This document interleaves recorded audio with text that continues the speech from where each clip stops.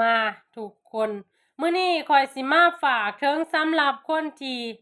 ให้เมียหาเงินเด้อคนที่ให้เมียหาเงินคนที่ให้เมียอิสระหั่นนะการปล่อยอิสระเกินไปก็บ่ดีได้เนาะบางครั้งเฮาบ่ฮู้ดอกว่าเมียเฮาหาด้วยวิธีใดเนาะบางครั้งผู้ลางคนก็ด้วยวิธีการล้มเบาหรือว่าอีหยังก็แล้วแต่เอ่อการล้มนี่นะทุกคนเนาะแรกๆก็ว่าล้มเพื่อหาเงินเนาะแต่พอล้มกันทุกมื้อเนาะจิตใจเฮามันเปลี่ยนไปเลยนะเนาะคนเฮาให้เชื่อเสมอว่าคนเฮาอยากลองอีหยังใหม่ๆเนาะถ้าว่าเจ้าอยากให้ชีวิตครอบครัวเจ้าราบรื่นนั่นนะ